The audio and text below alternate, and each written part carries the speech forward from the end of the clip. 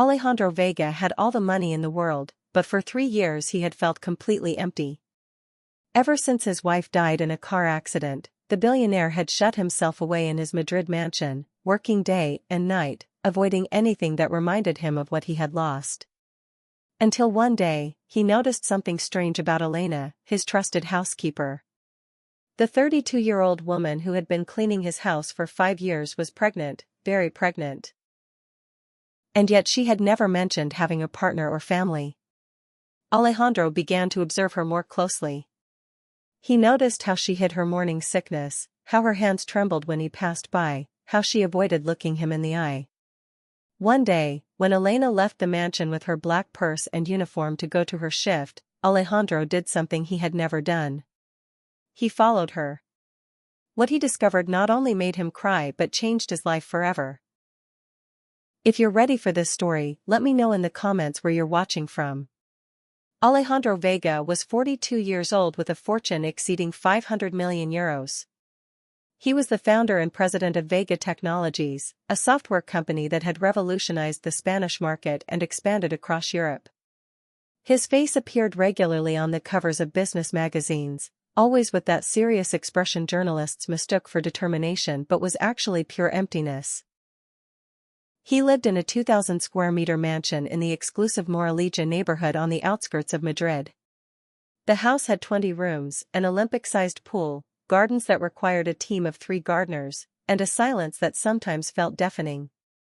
He had bought that mansion for Isabel, his wife, who had dreamed of having a home to raise the children they never had. Isabel had died 3 years earlier in a traffic accident, a drunk driver. He had run a red light and T-boned her car on the driver's side. She had died instantly, without suffering, according to the doctors. Although Alejandro wasn't sure that was any consolation. What he did know was that a part of him had died with her that day. Since then, Alejandro had become a ghost in his own life. He went to work, signed contracts, attended meetings, but did everything on autopilot. He had no friends, only business associates. No relationships, only empty encounters that left him feeling worse than before. He had no close family. His parents had died years ago, and he was an only child. The mansion, which Isabel had filled with life and laughter, was now just a mausoleum of memories. Alejandro had left everything exactly as it was the day she died, her books on the nightstand, her clothes in the closet, her perfume in the bathroom.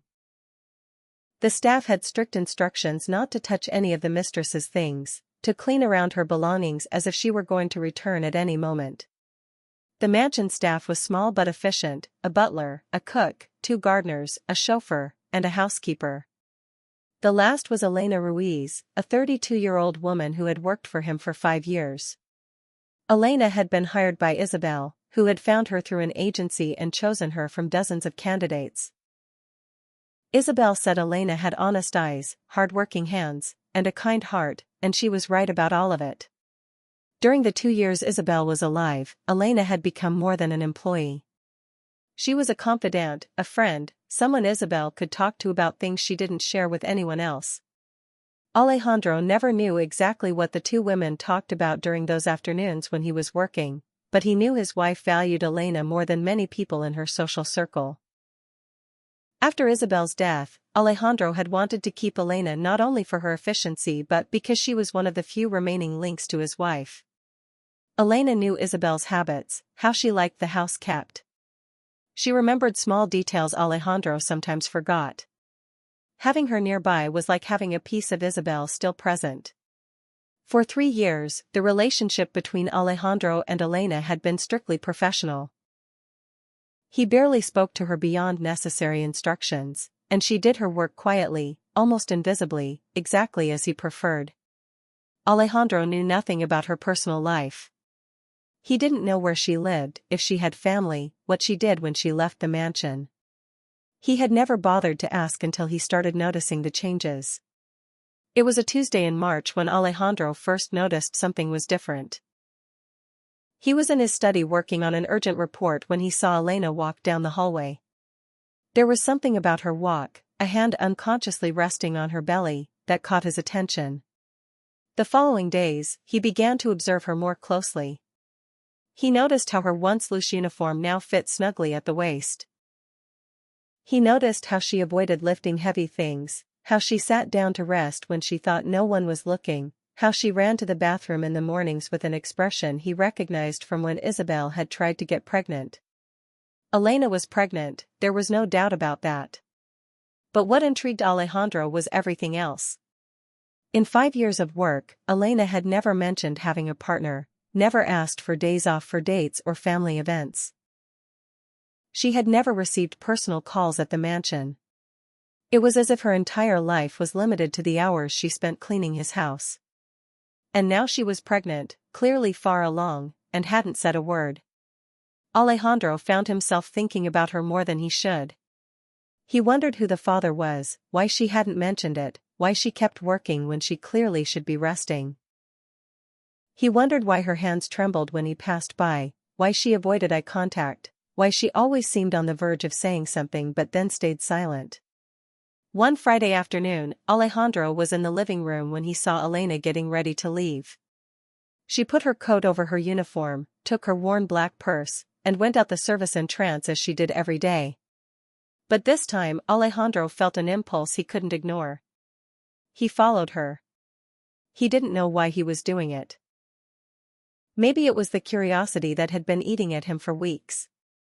Maybe it was the loneliness pushing him to take an interest in another person's life for the first time in 3 years. Or maybe it was something deeper, a premonition he couldn't explain. He took the keys to one of his cars, not the flashy Porsche, but a discreet Mercedes, and left the mansion, keeping a prudent distance from the bus Elena had taken. The journey lasted almost an hour. Elena got off the bus in a working-class neighborhood on the outskirts of Madrid, an area of old apartment blocks and narrow streets Alejandro had never visited. He followed her on foot, staying in the shadows, feeling like a stalker but unable to stop. Elena entered a rundown building and went up the stairs. Alejandro waited a few minutes and then entered too, climbing to the 3rd floor where he had seen her disappear. There was only one door on the landing with peeling paint and a barely visible number. And then he heard something that stopped him in his tracks, a child's voice asking if Mom was home. And Elena's voice answering yes, that she was home.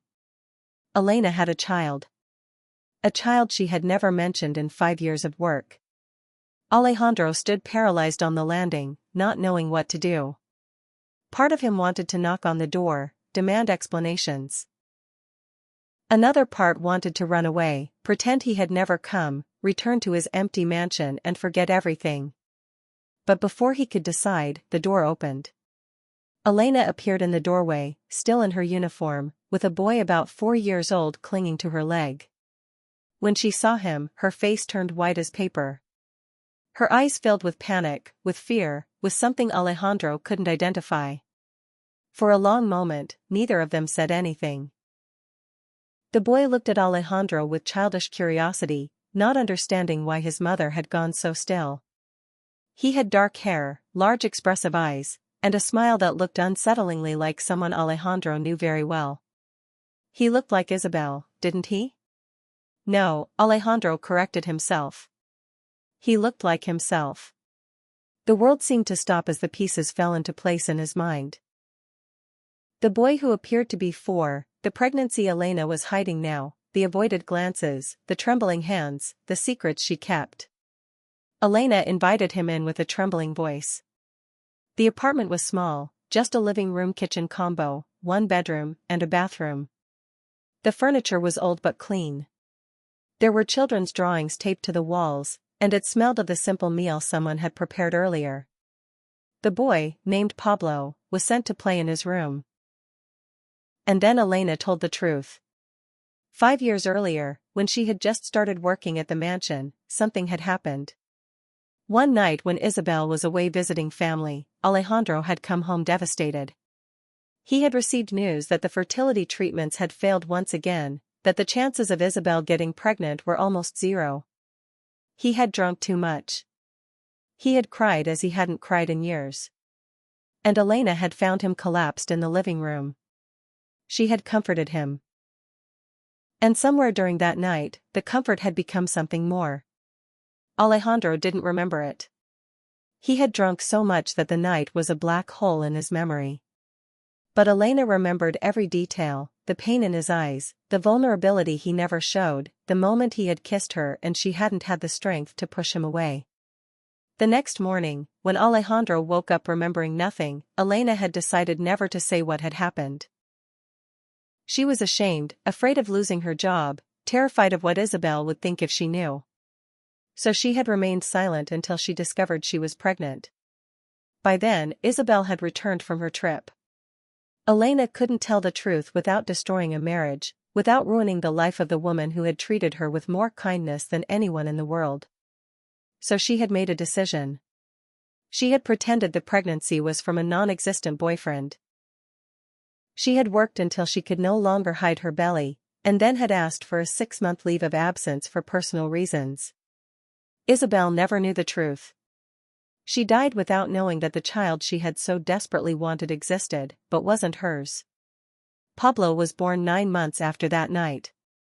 Elena had raised him alone, living off her savings during her leave, returning to work at the mansion when the money ran out. She had left the boy with a neighbor during the day, working for Alejandro without him knowing he was raising his son just a few miles away. And now she was pregnant again. Not by Alejandro, she clarified quickly. By a man she had met a year ago, who had promised her love and then disappeared when he learned about the baby.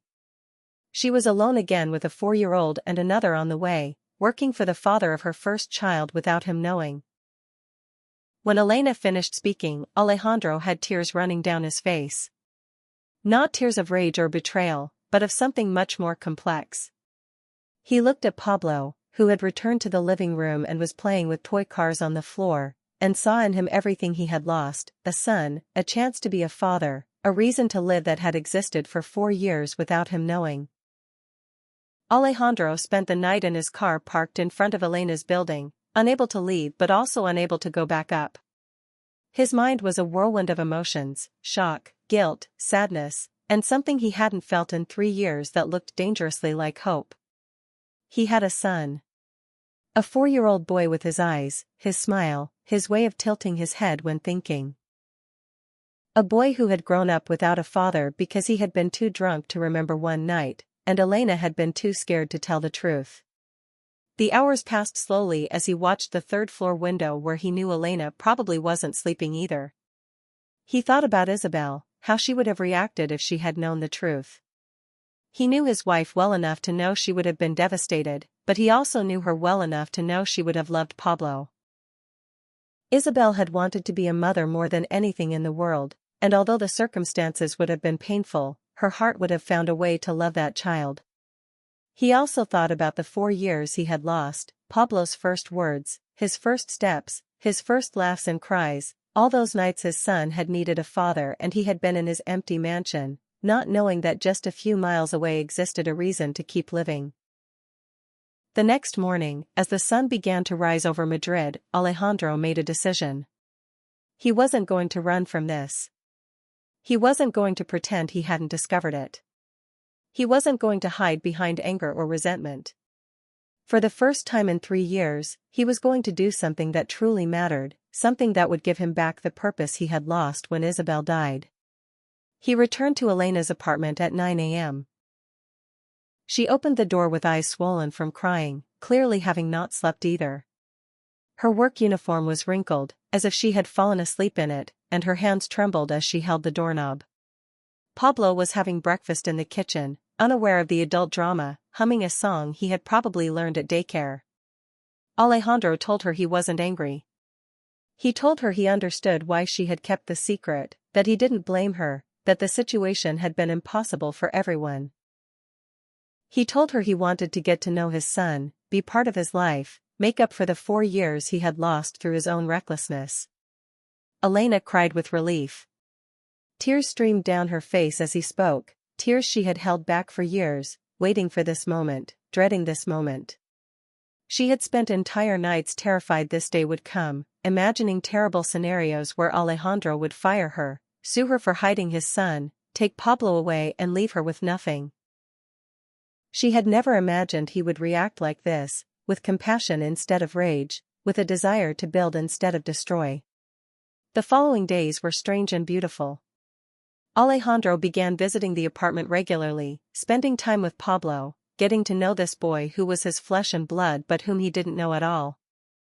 Pablo was curious, intelligent, with endless energy and a laugh that filled the small apartment in a way Alejandro's mansion had never been filled. He asked non-stop questions, wanted to know everything about everything, and had an imagination that turned any everyday object into an adventure. At first, Pablo looked at him with suspicion, not understanding who this man was who suddenly appeared every day. But children are adaptable, more than adults give them credit for. And soon Alejandro became an expected presence, someone who brought toys, told stories, and took him to the park on weekends. Someone who sat on the floor to play with cars without caring about getting his expensive pants dirty. A month after discovering the truth, Alejandro told Pablo who he really was. He did it with Elena present, the three of them sitting on the small apartment couch, with simple words a 4-year-old could understand. He told him he was his dad, that he hadn't known he existed, but now that he did, he wanted to be with him always, wanted to watch him grow up, wanted to be part of his life forever. Pablo looked at him with those big eyes that were a mirror of his own and asked if that meant he could have a dog. Alejandro laughed for the first time in 3 years. A real laugh that came from some deep place he thought was dead, a sound that surprised even himself. And he knew in that moment that everything was going to be okay. The following months transformed everyone's lives. Alejandro insisted that Elena stop working, at least until the baby was born. He offered her a generous allowance for the years of raising Pablo alone, an amount she refused at first but finally accepted when he explained it wasn't charity but responsibility. Elena and Pablo moved to a new apartment in a better neighborhood, close to good schools and parks where the boy could play. Alejandro paid for everything but was careful not to overwhelm her. He understood that Elena's pride was important, that she needed to feel she was still independent, even while accepting his help. Pablo started spending weekends at the Moraleja mansion. The house, which had been a mausoleum for 3 years, filled with noise, laughter, toys scattered on the floor, and drawings taped to the refrigerator. The staff, who had seen Alejandro as a ghost for years, couldn't believe the transformation. The boss, who barely used to speak, now chased a child through the gardens, sat on the floor to play with cars, and smiled more in a month than he had in 3 years. But the most unexpected thing was what happened between Alejandro and Elena. At first, their relationship was purely practical, focused on Pablo and the child's well-being. But over time, something began to change. Alejandro discovered he liked talking to Elena, that he valued her opinion, that he looked forward to her visits with an anticipation that went beyond seeing his son.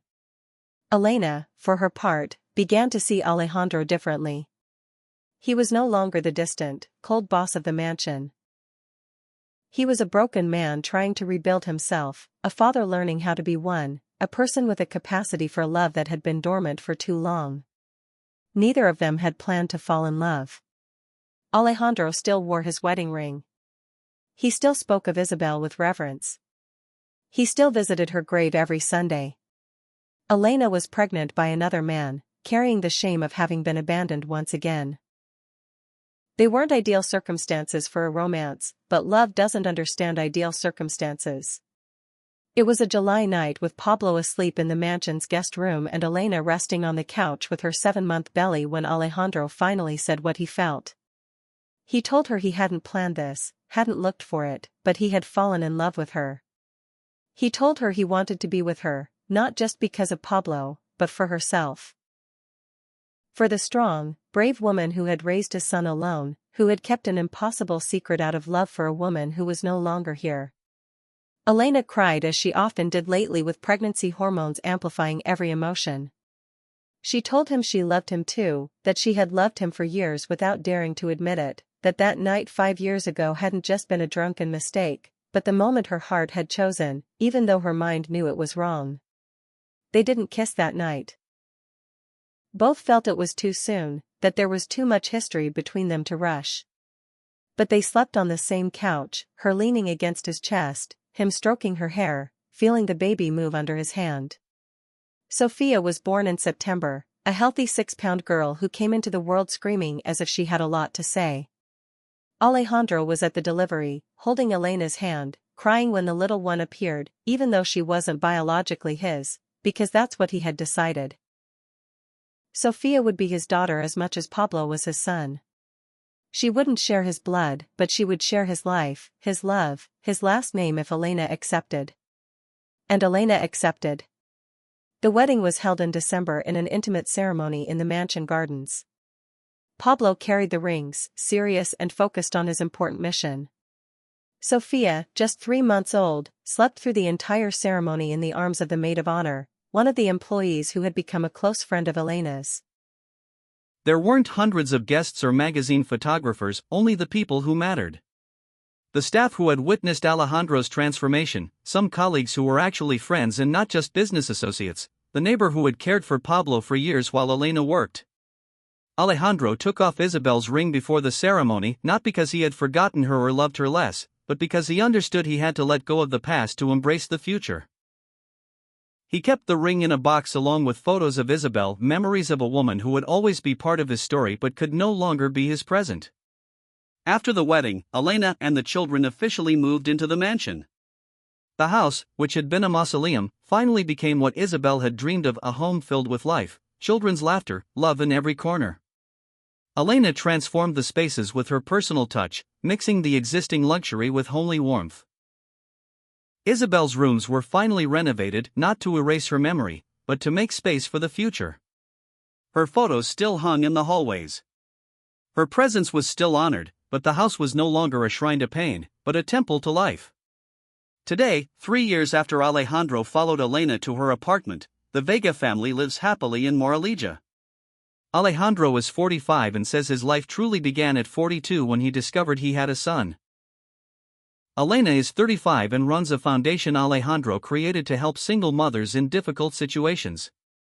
Pablo is 7, goes to an excellent school, and still dreams of having a dog, a dream that finally came true last year with a golden retriever named Captain. Sophia is 3, the princess of the house, and has her father and brother completely wrapped around her little finger. Every year, on the anniversary of Isabel's death, the family visits her grave together. Alejandro tells her about his life, about Elena, about the children. He tells her he finally found the happiness she always wanted for him. He tells her Pablo is everything she dreamed of having, and although the circumstances weren't ideal, he believes that somehow she had a hand in this, that maybe from wherever she is, she guided Elena into his life for a reason. And every night, before sleeping, Alejandro looks at Elena, at Pablo, at Sophia, and gives thanks for that afternoon when he decided to follow a pregnant employee, not knowing he was following the path to his redemption. This story reminds us that life has mysterious ways of giving us what we need, though not always in the way we expect. Alejandro had lost hope of being a father when the fertility treatments failed. He never knew that in that moment of deepest despair, on that night he couldn't remember, he had conceived the child he so desperately wanted. Elena carried an impossible secret for years, protecting everyone but herself. She raised a child alone, working for the father without him knowing, loving him in silence while he didn't even know he existed. Her sacrifice, though born of fear, was also an act of love toward Isabel, toward Pablo, toward a situation with no easy solution. Pablo teaches us that children have an infinite capacity to adapt in love. He accepted his father without resentment, without complicated questions, with the simplicity of a heart that only knows how to love. And Sophia, though she doesn't share Alejandro's blood, teaches us that family isn't defined by genetics, but by love. A father is the one who is present, who cares, who loves, not necessarily the one who contributes the DNA.